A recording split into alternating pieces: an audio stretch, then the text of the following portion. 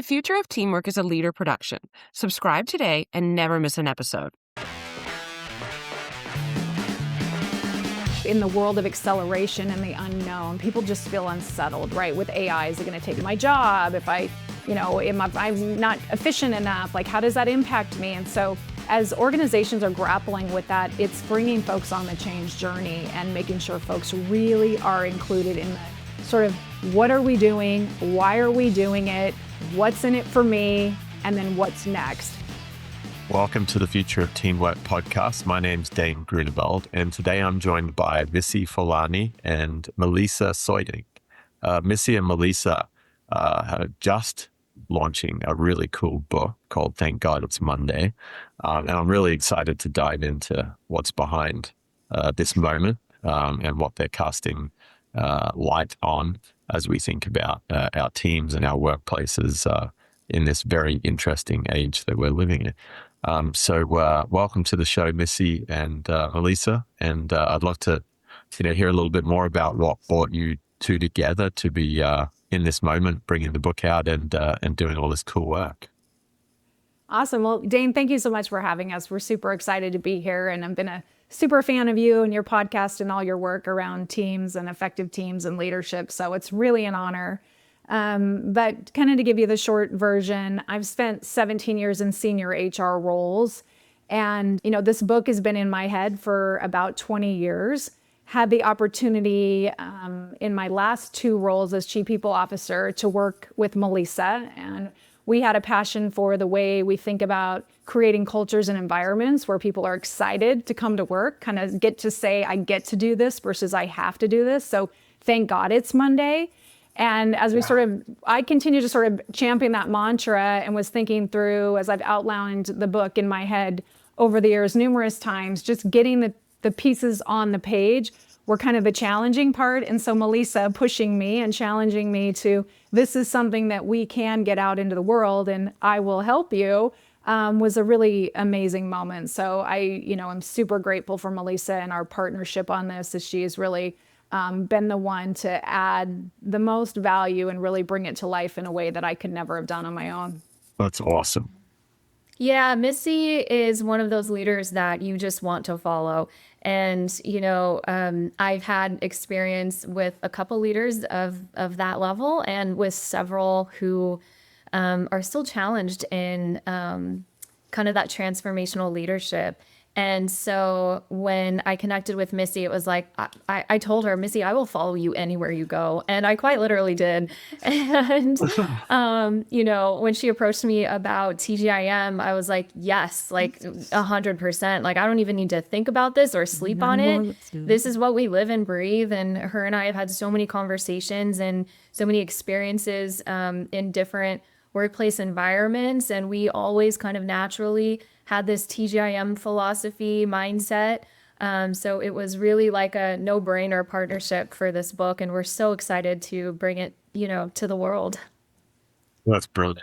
And Missy, so you're, on top of writing the book, you're with Teamalytics. So you're doing consulting, executive coaching around team effectiveness. And I know, Melisa, you're doing a lot of workplace culture champion activities, engagements.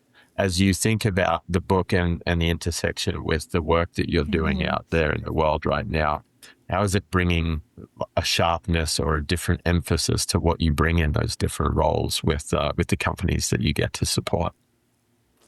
Yeah, I think it's so nuanced because every company is at a different stage of the journey, and every, employee's experience in that company varies. And so it's been a nice, refreshing way being outside of sort of internally corporate to being externally, to get our fingerprints and the ability to spend time in different organizations assessing their current culture and then aspiring to where they want to be, and thinking through that TGIM provides that roadmap to help organizations go from where they are to where they want to be. And if you ask leaders the question, do your employees say, thank God it's Monday, I get to come work here for you. You're the boss I want to work for. This is the company I want to work for. And if the answer is no, or maybe there's pockets of excellence, This book will help lead individuals through the journey of, am I in the right seat, in the right role, living my best life, bringing my passions and talents to life, as well as, is this the company I should be working with and for? And then taking a step further, it's like, how do you then create teams that work highly efficiently, effectively together, because you've got the right people with the right attitude, the right mindset, in a culture that's really amplifying their ability to be even more effective together. That's me. And I think, that question that you posed, Missy, like, do I wake up and say, thank God it's Monday? That applies across any industry, across any company, across any type of leadership style, right? Across any role that someone might be in their work.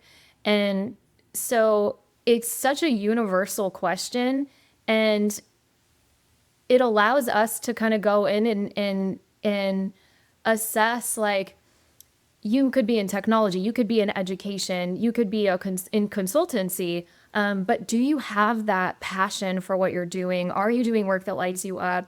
Is it also going home and being the best version of yourself at home, or does work stress you out so much that you go home and you're just, burnt out and just wanting to zone out for the rest of the day? So it's a universal question, and it's one that I think few people kind of pause to ask themselves. There's sort of this paradigm where it's like, it doesn't matter if you say, thank God it's Monday, like you're there to do a job.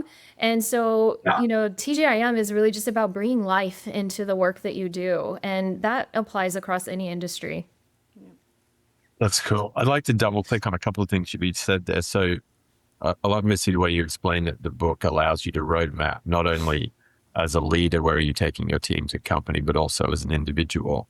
And that ties into so much of the research and the findings we've been exploring in the show with different guests, which are, once upon a time, we all focused a lot of our learning and development budgets, our culture budgets around the executive team, around offsites, where we're learning that actually we need to get better at defining and creating clarity for what team membership is. And I'm hearing a lot of that in the way you've constructed the book. And then to carry into Melisa's point, I think when that is clear, and I'd love to hear some examples in a minute of where you're seeing that happen, the individual team members are going home because they're on a healthy team, what I like to call a healthy team, and they're going home energized to bring a better version of self to family, parents, friends, community members, sporting clubs that are participating in, whatever else it might be. So I think there's huge positive impact there of us thinking holistically about all of the different roles on a team and how they play in the culture of the work that gets done in a business. Yeah, to dive into that a little bit, it really resonates with the work I'm doing with Teamalytics right now. So we talk about creating A teams, which is awareness, accountability, and then acceleration. And so we start with a proprietary 360 tool in which, how does it feel to be around you as a leader, right? And then it's diving deep and doing a debrief for yourself on, oh, this is how other people perceive me. This is how I perceive myself. That's not how I want to be aligned or perceived. And so that awareness piece is really critical. And then from a team perspective, that accountability then around sharing how it feels like to show up, and then creating this sort of team traction plan where you can accelerate your team, impact based on how you personally show up. And, the things I've noticed throughout the executive coaching and the leadership development really is about the more I know myself and the way I show up, the better I can show up as a leader to become the best version of myself. And if I'm aware of one or two things I can tweak slightly to be better, and the person next to me can do that, and the 10 people on our team are each working towards being better, just that incremental amount by each individual, then collectively the power of that can accelerate. And then when you go home, right, how am I showing up at home? Sometimes we are the worst versions of ourselves at home because people are there and they love us, and they have to love us anyway when we show up. And it's like being aware of, if I'm showing up this way at work, how am I showing up at home? And is this how I want to be showing up at home? And so we ask a powerful question sort of with teams and with leaders, and even at home, is like, is there anything I could be doing different or better to be a better colleague? Is there anything I could be doing different or better to be a better boss?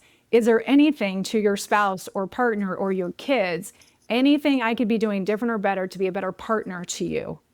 And that Yes. powerful question, by doing that, really helps people on that awareness journey of how am I showing up as a team member or as a member of my family, to the point where I even had a gentleman come back to me and share with me, like, Missy, this literally saved my marriage.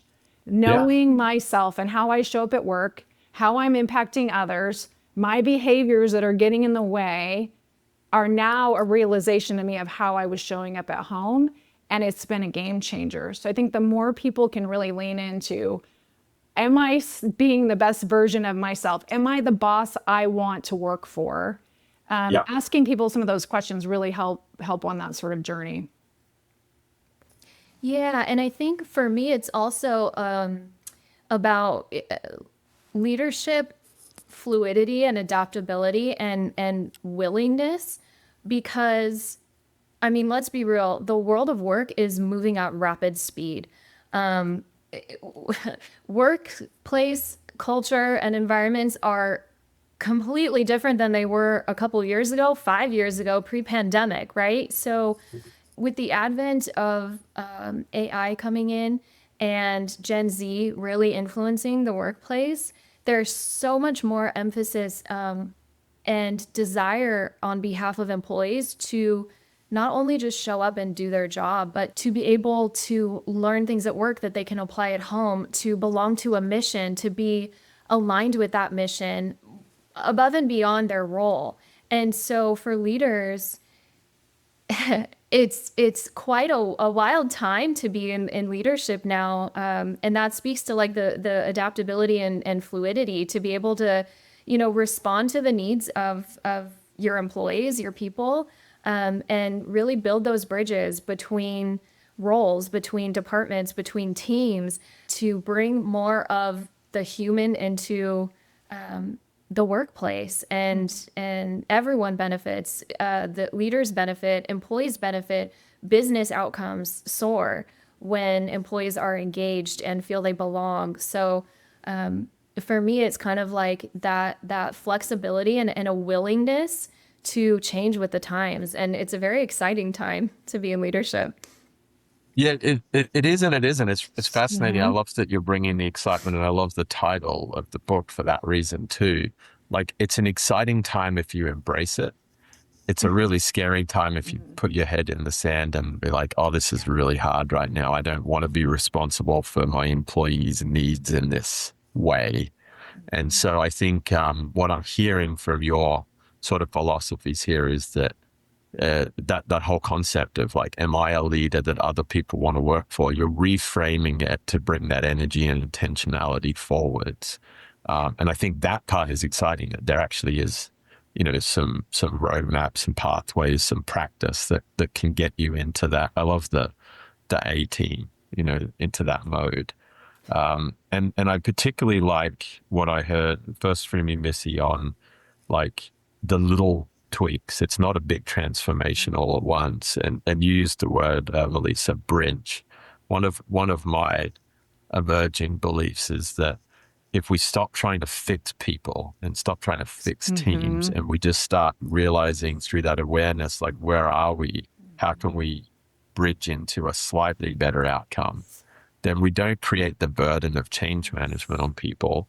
And I think that's huge. And actually, one of my friends, Andre Martin's been doing some work on the myths of performance management. And one of his myths is that leaders should ask for feedback often to show that it's safe, where actually the reality is leaders need to share how they're using feedback that they got from a coach, from a team member, from AI, it doesn't matter, and show that they're putting the work in to make those bridging moments, and then the rest of the team lives. So there's a lot there. I'm intrigued by maybe a good news story or an uplifting story that you can think of. You shared the individual whose marriage was saved, but where are some examples of where leaders have just started with a small sentence or a small mindset shift and have started to create that ripple effect?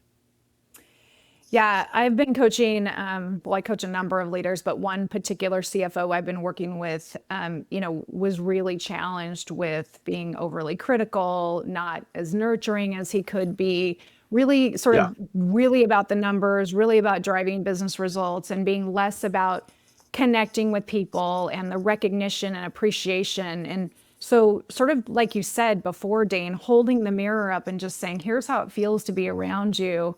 And this is your legacy. And sort of challenging people with not waiting until you pass away, not waiting until your retirement Mm, party, waiting till the end of the day or even the end of the meeting to say, did I add value to that person? Did I make their job and their life better by being part of? And so that was a conversation we had about, what do you want people to say about you at the end of the day, at the dinner table, when they're talking about their boss? And yeah. it was like, I want them to say I pushed them hard and I was driven and we got a lot accomplished and they felt supported and encouraged and appreciated along the way. And sort of Yeah. showing how that balance would actually, people will run through a wall for you if they know that you care. And so that balance between sort of nurturing and criticality was a light that sort of shined for him. And it's been a game changer. I mean, I was in a session with his team recently and they were like, kind of, and it wasn't major shifts. Like he didn't start showing up not authentic to who he was. He's not an Yeah. overly nurturing person, right? But it's like one small thank you, one small text, one small email, one small public, you're doing a great job in front of others. Just minor shifts were such a game changer for him personally, but also for his team that they're like, we are noticing this. And again, Yeah. it wasn't that he didn't have good intentions about wanting to do that. It was just being more aware of. So those are the types of things I think when you're dealing with leaders and with teams, I think we outline in the book, right, is really this roadmap to become the best version of yourself, not a complete overhaul, but something that feels authentic and who you Yeah. can genuinely sustain over time, but can have really major impacts in the way you show up and you lead. That's cool because there's a lot of like performative practice in Yeah. leadership. And I think Yeah. sadly a lot of leadership development has taken people down that direction where it sounds like with your roadmap, you're getting more to the essence, the human essence of like, and I love the word legacy, the way you tie that in. I had a guest on the show recently, and we were talking about the skills decay for human connection.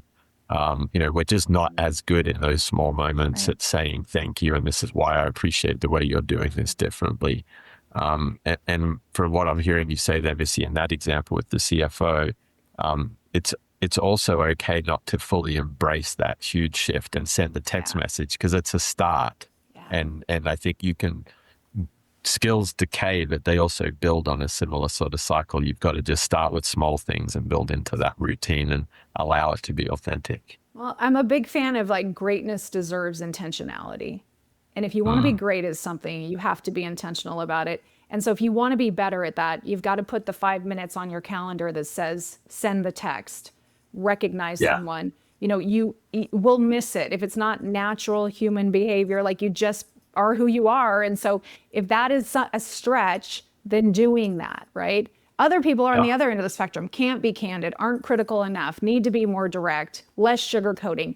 You got to be intentional and plug those moments on. And I think that being super intentional about what are you Yeah. trying to be better at and setting that objective and getting it calendared. I'm going to send 3 texts today. And he literally like puts it on his calendar. Brilliant. And that just helps you, when it doesn't come as organically. Yeah.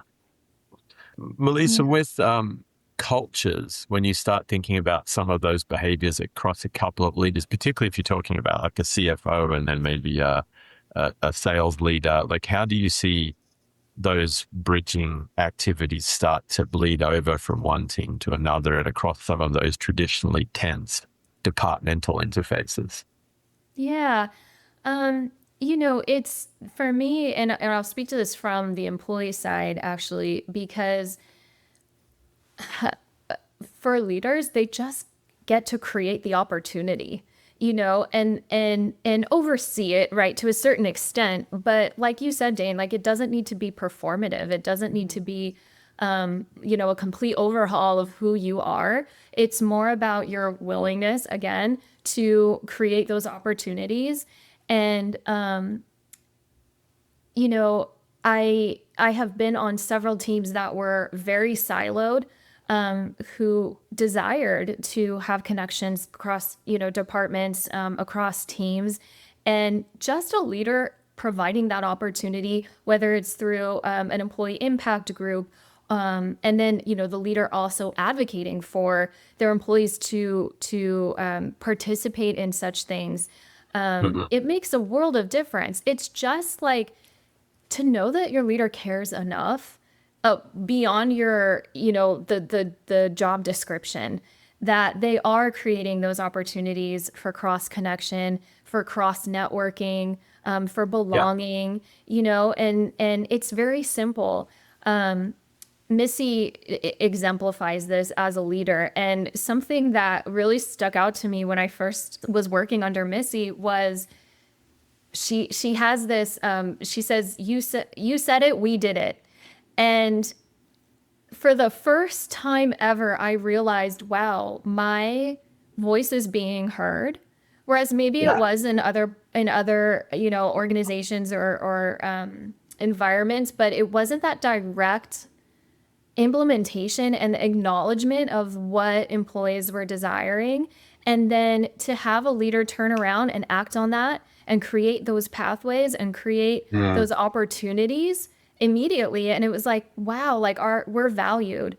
And it not only allows from an employee perspective to feel like your voice is being heard, but that you're also now able to be in mentorship with people across teams and network and talk about, hey, what do you do in your role? Because this is what I do. And wow, that's actually like really cool. That's a skill set I would love to develop more. How did you learn about that? So again, it like infuses the human into teams. And it's just, for me, simply about creating those opportunities. Yeah. It's cool, Missy, that you said it, we did it, the way that Melisa describes it. It sounds like it also comes with a healthy dose of like urgency and like time criticality.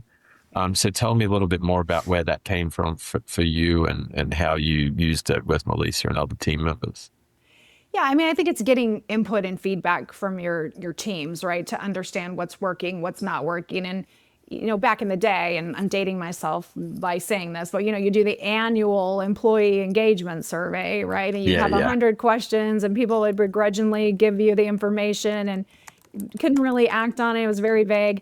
And then, as things have evolved, it's like more real-time feedback, right? You can get feedback on the daily, on the weekly, on the monthly, on how employees are feeling empowered or engaged or, feel like they're contributing. And so I think the more we ask our employees, how is it going, and providing opportunities for that, then we can turn around and pivot really quickly. As a leader, you can turn around and say, oh, you said this, we're going to go ahead and act on that now, not waiting for the annual or even the quarterly, but more frequent feedback on you said it, we did it. And I think that's, from a culture perspective, is really important as we think through, are you listening to what your employees are telling you, or are you not? So that's where that came from. I like that a lot. I like the frequency, the taking the action, but also the frequency of it. And I wonder how much that also ties into a tolerance for like risk and change. If you can do things quickly, it proves to teams, hey, we're willing to try something that you're excited by. That doesn't mean it'll stick. It doesn't mean that we'll nail it, but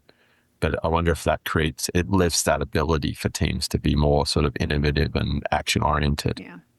I would say nothing kills culture faster than feeling like your voice isn't heard. Mm. Well, and on that change management note, Dane, I mean, I think in the world of acceleration and the unknown, people just feel unsettled, right? With AI, is it going to take my job? If I'm not efficient enough, like how does that impact me? And so as organizations are grappling with that, it's bringing folks on the change journey and making sure folks really are included in the sort of, what are we doing? Why are we doing it? What's in it for me? And then what's next? And creating a lot of clarity around, here's how. When you have more headspace, because AI is taking the productivity work, you have more time to be strategic, creative, lead, be innovative, like thinking about ways that you can then accelerate that. There's a lot of research already coming out that burnout is going to be even more accelerated because now you can answer 200 emails instead of 100 emails a day. And so this constant, leaders have to be really cognizant of people are going to be doing much more and be feeling like I've just, I'm overloaded. And so being really cognizant of the journey around burnout and too much acceleration, and then the human components that you can't, microwave. I think Simon Sinek kind of says the two things you can't microwave, right, are love and job satisfaction. And sort of that engagement in your work is something that takes time and you develop through relationships, through connection. And I think that as we weave that red thread through the entire book of the part 1 is like love your work, part 2 is love your life, and then part 3 is love your Mondays, which is really sort of that legacy piece. That's sort of the thread that we're weaving all the way through too, to ensure people are really thriving, at work and in their life.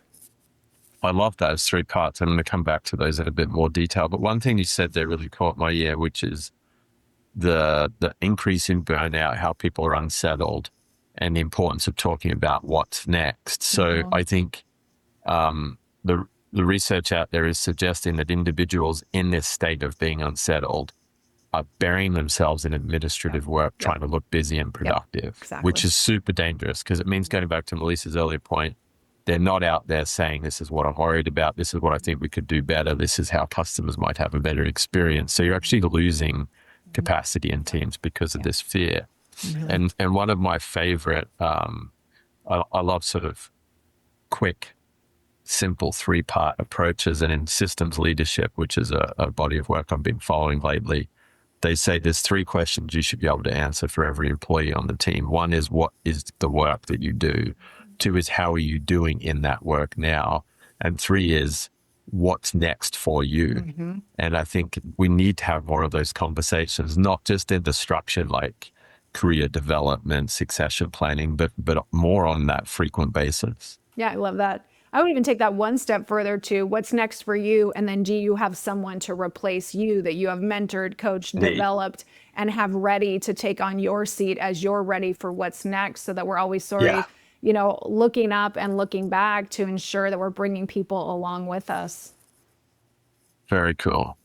And then I have to comment, you called it 3 parts, but love was in each of the 3 parts. So love work, love life, love Mondays. What's the origin of the love? Like, how are you landing on that as you both like constructed the book and this approach? Yeah, I mean, I think it comes from, if you, and I would even say like on your teams, and, you want to like, I always sort of refrain from calling, teams families, because we're a team and sometimes you get traded to another team or you move. And so kind of, but I think from a love perspective, it's getting up and genuinely loving what you do and how you contribute is such a big part of happiness. I think that the first line of the book is, are you wishing away 1/7 of your life? And part of it is like, if you are dreading Monday, if you like Sunday night are like, I have to go to work tomorrow, if you don't genuinely wake up with joy and excitement about, I love what I do and I love the people I get to work with and for, and the company that I work for because we add value in these ways, then you're missing an opportunity to really find joy and fulfillment in what you do. So that whole first part of the book is about ensuring right seat, right? Doing the right work for the right company. And if that changes or pivots, how do you pivot? Sometimes it's through your own journey of, this isn't bringing me satisfaction anymore or joy, and I need to pivot. Sometimes it's through a layoff or it's done to you. And how do you recover from that? Sometimes you reach a point of burnout that you're frozen and don't even know where to go next. And so this lays the roadmap for finding the role, finding the opportunity, and ensuring you're aligned with it, and then contributing in that really big way. So that's really part 1, loving your work. Loving your life is really about loving who you love, loving where you live, loving the company you work for, having a deep appreciation for the relationships in your life that are adding value. Sponsors, mentors, advocates, partners, family, friends, like Are you surrounding yourself with that network of people that are going to lift you up, champion you, help you, tell you the truth when you need someone to hold that mirror up? And then the last chapter, you know, part 3 is really about your legacy. It's about paying it forward. It's about leaving this world and this planet better than you got here. It's about the next generation and breathing life into people that, you know, can benefit from your leadership, that you will remember you in a way that, like, not only did they push me to be the best version of myself, they also advocated and championed for me. And so it's sort of like, as a leader and as a company, and that's the nice thing about the book, it's on 2 tracks. One is for the individual, and then we have a section at the end of every chapter that's advice for senior leaders, HR folks, that's like, if you want to bring this to life in your company, to create a culture where people say, I get to do this. And so I feel like if you don't love what you do, life is too short. Go find something else to do. Like, honestly, like, it's not worth exchanging a day of your life if you're miserable. It's just not. Yeah. You know, I think for me, through the TGIM lens, love is also synonymous with purpose and fulfillment. And if you have purpose and fulfillment in whatever you're doing, that expands into love, and it touches not only the work that you do, it ripples into the impact that you have in the work that you do. It ripples into your relationships. It ripples into your level of satisfaction in your environment. You know, purpose and fulfillment, it ripples into every area of your life. And the lack of that is when we start to numb down and when we start to just become complacent. And it's subtle, but it stacks.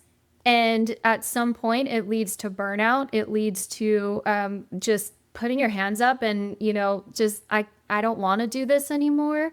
So, you know, that love being synonymous with purpose and fulfillment, it's a game changer. It really is. It's interesting. I would add one word to that, which is mattering, which I think they're all interconnected in some ways. Yes. I had Zach Mercurio on the show the other day, and the way you pronounce it there, Melisa, or described it, is that lack is very, like, it's felt. The lack of mattering, the lack of purpose, the lack of fulfillment. And it does break down relationships, trust, belief, or all of the important things to drive, you know, accountable, productive teams. What's interesting as you think about all of this AI coming out here is what's often been a moat for companies is going to be fast disappearing, because you're going to be able to replicate a lot of what companies do. You're not going to be able to replicate how companies do it through their people. That's right. So it's fascinating. Playing with those 3 words and, again, messing around with acronyms. I know the tech world likes to talk about product market fit a lot. I think the new PMF might actually be what you're talking about with TGIM. It's like, how are we creating cultures that bring purpose, mattering, fulfillment? Because that translates to our product design, our customer experience, the whole piece. Yeah, absolutely. And I think that's what really sets TGIM apart from, you know, it's not just about a set of processes that you take your teams through. It's not just a methodology. It's actually a movement. And, you know, it's universal, and it can impact your life across all industries. So it's universal, I guess. I love the mattering part that you brought up, Dane, because that is, you want to matter. And I think there's folks at times will feel like, I'm stuck in this role. I'm stuck working for this boss. I'm stuck in this company. And they freeze, because it's like, I need to put food on the table. I need the steady paycheck.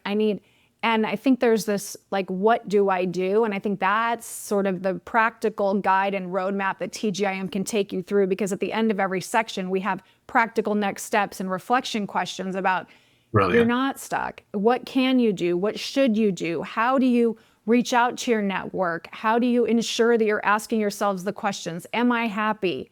Do I wake up excited? And, like, don't get me wrong, like, I'm a big fan of TGIF too. Like, I love Fridays, right? But I love Mondays just as much. And so I think if you can have folks really reflect on answering those questions and then diving deep about, what do I do about it? And the other thing I talk about TJM, nothing in there is like earth shattering and something that you haven't heard before. It's like closing the knowing doing gap. I know I want to lose 5 pounds, but I'm sitting on the couch eating Oreos and binging Netflix, right? When I should be eating healthy and going for a run, right? Right, yeah. So it's like the knowing doing gap. And so that's why we lay it out really practically on this is and how you can reflect on and empower yourself and the practical next steps about what's next if you want to lose the weight, get healthy, have a better job, be a better parent. And it's in incremental small chunks. We also challenge folks, there's 14 chapters in TGIM, so it's like 14 Mondays to like a TGIM life.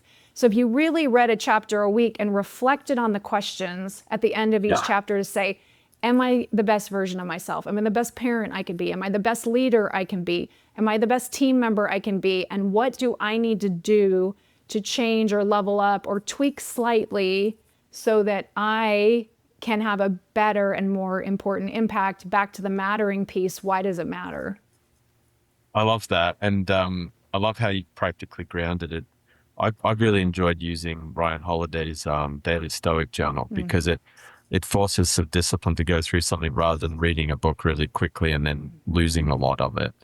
So I think that's powerful. And I think this holistic kind of all aspects of life element's very interesting. If you're open to it, I'd like to dive into a persona because you used an interesting word about freeze when you've got this person who is in a job when they're not waking up excited on a Monday and they don't feel fulfilled or purposeful. It is natural to freeze, to be like, well, how else am I going to have health insurance and a paycheck and be able to make my car payment and all of that?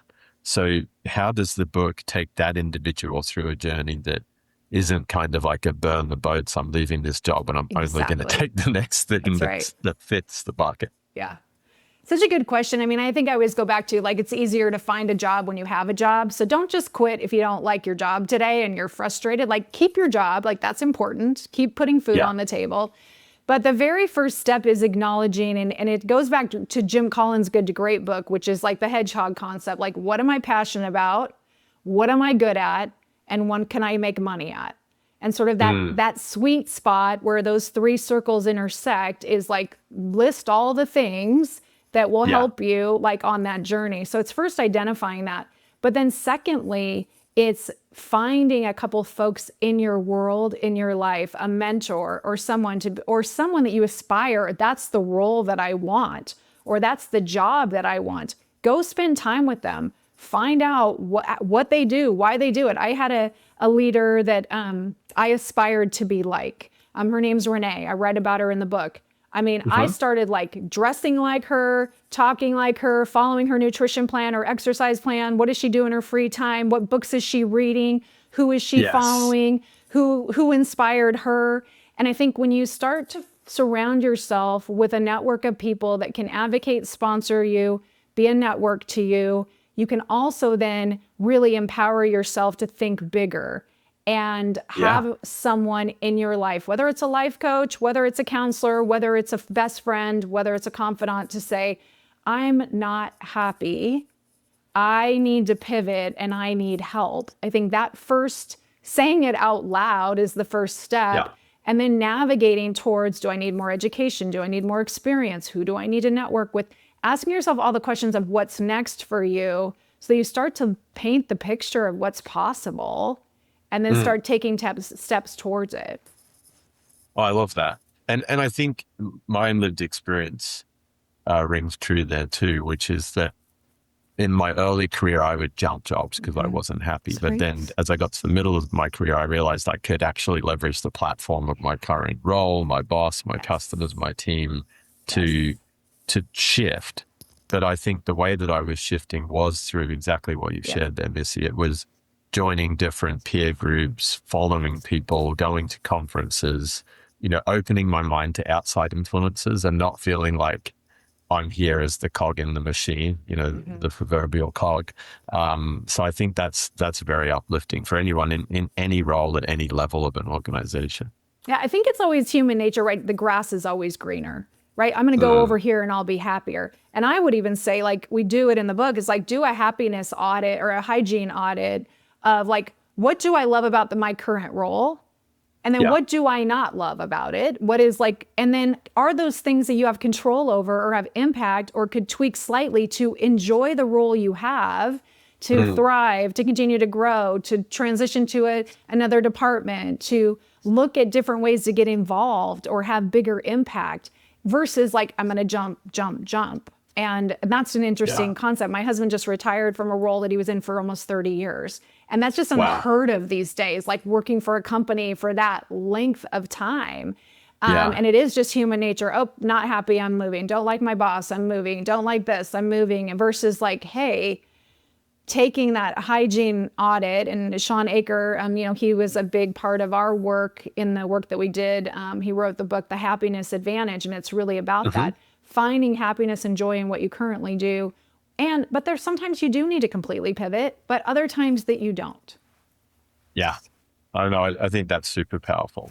I'll throw a different persona at you, Melisa. So this one's very close to home. It's actually me.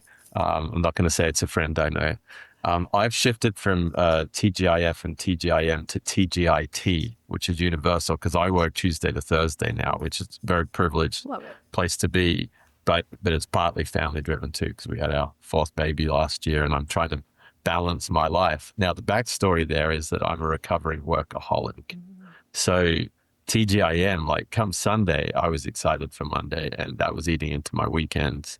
And I wasn't, while I was loving my work, I probably wasn't putting enough of my time into my life.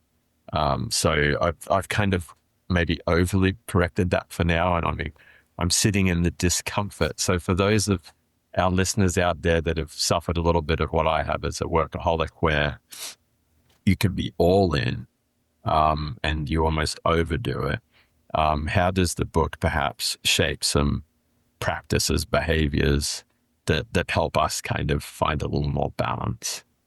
Yeah. And I think balance is the key, right? Because so many of us, we're just in this burnout, go, go, go, right? And then what happens is when you're very accustomed to that and, and then you switch, it's like the pendulum swings all the way the other way. Yeah. And, and then it's like, it's too loosey-goosey. It's like, yeah, I'm working less, but like, I still don't have that passion and fulfillment, right? I still don't love. So it is like, it's not about swinging the pendulum all the, opposite way, but finding that balance in the middle. And I think the biggest key to finding that balance is being willing to sit with yourself and ask yourself some of the deeper questions. And this is where the, practical applications and the key takeaways and the practices that we have at the end of each chapter, it's questions to sit with and ask yourself, where am I feeling really energized? Where am I feeling depleted? Being willing to kind of go outside your typical comfort zone and being like, well, what times of day am I most engaged? When are my ideas coming through? How can I, maybe even, talk to my manager, supervisor, boss, whatever, about, different types of work that you could be doing at different times of day. It's just a willingness to kind of step outside the box, ask yourself some deeper questions, and then to kind of initiate and take action on that. Take action on the insights that you glean and actually apply it, because, journaling is one thing, right? But then it's taking that next step. And how can I make small tweaks to my day, my schedules, my routines, so that I truly feel balanced? And when you're balanced is when you can really allow purpose and fulfillment to fill your cup, and really be a part of the work that you do. I think it's also about like your work. A lot of us really derive our value and and identify with our work, right? So workaholics, and I feel like I'm a recovering workaholic as well, where you just felt like that's how I'm contributing to this world and that's how I'm feeling fulfilled. Whereas you spending time with your family, the impact that you're making on your kids, you aren't going to get these moments back, right? I love that you're Tuesday to Thursday because they're growing up, and in a minute you blink and your kids are 5 and 20. And now I have a 30-year-old at home, a 30-year-old where I'm like, where did the time go? And you're never going to wish I spent more time at work. You're never going to. You're going to look back and all the memories that you have are about your family and the memories and experiences that you have. And you may think about the people that you worked with, right? The relationships that you had, the people that you met along the way, the journey, the mentors, the people that inspired you, the teams that you've led, the people, but it's not actually the work.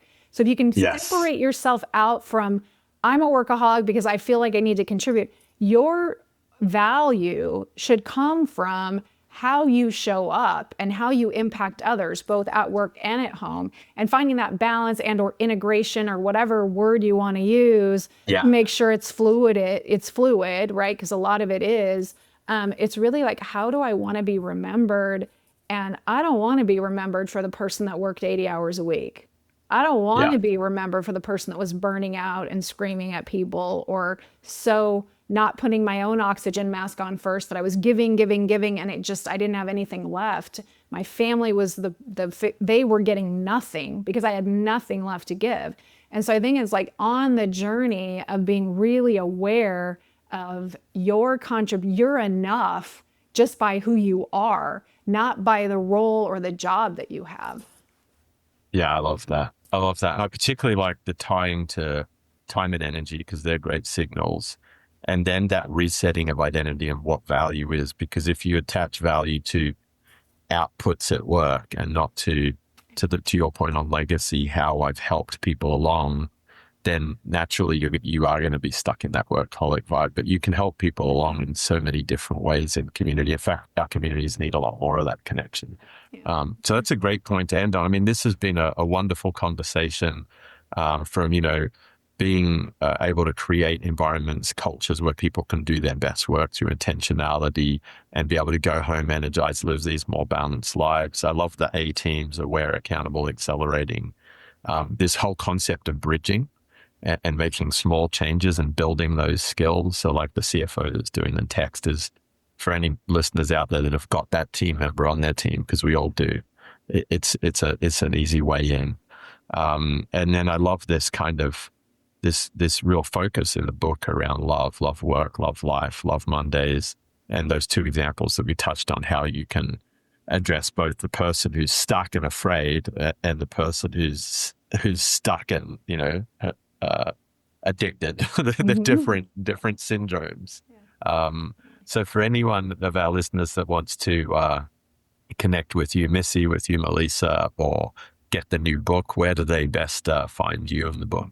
Sure. Well, they can find us on LinkedIn at LiveTGIM. They can find us on our website at livetgim.com. Also, our books everywhere. So Amazon, Barnes & Noble, Walmart, just type it in, TGIM, love your work, love your life, love your Mondays. It should pop right up. And, Awesome. We'd be excited to sync our information's on the website on how to get in contact with us at livetgim.com. And so we'd love to, partner with individuals, with organizations. Our goal is just really that people wake up and say, thank God it's Monday. Awesome. Well, thanks for being on the show today. And I'll also have Alicia add that into the show notes. Plus, we'll build a cool, here's the new PMF. And we can throw that out there as a bit of a poster of this conversation. But I've really enjoyed it. Thanks for the work that you're doing. I look forward to collaborating and teaming up soon. Thanks so much, Dane. Thank you so much, Appreciate Dane. it. Just a quick note before we go. The views and opinions shared in this episode are those of our guests and do not necessarily reflect the views of the host, Dane Groeneveld, the Leader Group, our patron Huddle 3, or our partners and affiliates. Any scenarios discussed are for the purpose of fueling creative thinking and conversation, and should be viewed only in this context. Dane, Leader, our sponsors, partners, and affiliates do not endorse any guest or any organization they may be associated with. It's important to remember that every workplace is as individual as the people within it. Our recommendation is to always seek solutions that are specifically designed to help serve your team's unique needs. And to this point, please know we're here, ready to help you find the best way forward, no matter where your starting point is. You can connect with Dane or myself, Alicia McCraw, on LinkedIn or via the links contained in the show notes. Thanks again for tuning in. And hey, if you think someone in your network would benefit from this episode, feel free to share it or give us a 5-star rating. Those 5 little stars really help us reach more curious people like you. We'll catch you next time on The Future of Teamwork.